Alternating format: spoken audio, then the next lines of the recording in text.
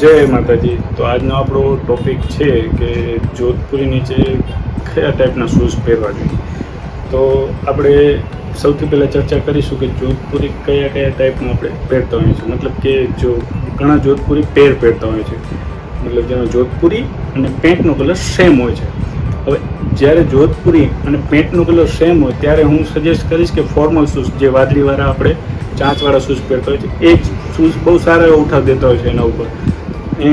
અને એની જગ્યાએ બીજા કોઈ શૂઝ તો ચાંચવાળા શૂઝ વાદળી વગરના પણ આવતા હોય છે, એ પણ તમે પહેરી શકો છો.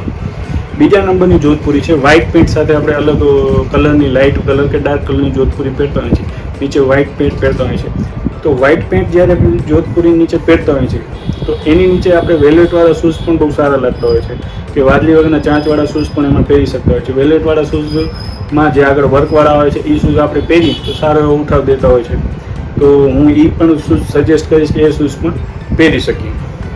ત્રીજા નંબરની જોધપુરી કે જે અત્યારનું ટ્રેન્ડિંગ હાલે છે, કુર્તા પજામા અને એની ઉપર જોધપુરી પહેરતા હોય છે. તો એની નીચે કેવા શૂઝ પહેરવા? તો એની નીચે આપણે કુર્તો પજામો છે એટલે મોજડી પણ પહેરી શકીએ, પણ મોજડી શેરવાનીવાળી નહીં. નોટ કરજો, શેરવાનીવાળી નહીં, પ્લેન મોજડી જે આપણે લેધરની આવતી હોય છે, કે હમણાં વેલ્વેટવાળી પણ મોજડી નીકળી છે જેમાં શાઇનિંગ હોય પણ વર્ક ન હોય. પછી વેલ્વેટવાળા શૂઝ જે મેં તમને હમણાં વ્હાઇટ પેન્ટમાં સજેસ્ટ, એ શૂઝ પણ એમાં પહેરી શકો છો, પ્લેન પણ પહેરી શકો છો અને વર્કવાળા આવતા હોય છે આગળ, મતલબ એમ્બ્રોઇડરી કરેલો હોય છે, એ પણ તમે પહેરી શકો છો. એ પણ સારો એવો ઉઠાવ દેતો હોય છે.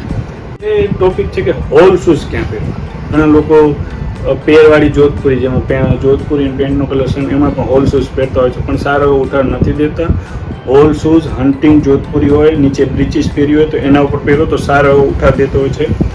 એટલે દરેક વસ્તુ શેના ઉપર વધુ ઉઠાવ દે એ પણ ઇમ્પોર્ટન્ટ હોય છે.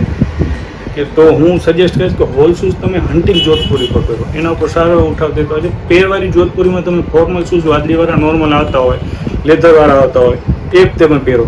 બાકી હોલ શૂઝ કદી પેરવાળી જોધપુરી પર સારા નથી લાગતા. હોલ શૂઝ બ્રીચીસ ઉપર, નીચે બ્રીચીસ હોય, ઉપર હન્ટિંગ જોધપુરી હોય, એના ઉપર સારો ઉઠાવ હોય છે, આવતો હોય છે. બસ, તો મેં તમને જેમ કે ચારે અલગ અલગ જોધપુરી આપણે પહેરતા હોય છે, એમાં કઈ કઈ ટાઈપના આપણે શૂઝ પહેરવા એની વિશે વાત કરી. તમને જો આ વિડીયો મારો ગમ્યો હોય ને તો આ વિડીયોને સેવ કરજો અને શેર કરજો, જેથી વધુ લોકોને નોલેજ આવે કે કઈ ટાઈપના શૂઝ પહેરવા. અને જો તમને કાંઈ પણ કન્ફ્યુઝન હોય તો મને DM કે કમેન્ટ કરી શકો છો. અને મારા ચેનલને સબસ્ક્રાઈબ કરજો અને મારા ઇન્સ્ટાગ્રામ પર મને જરૂર ફોલો કરજો. જય માતાજી.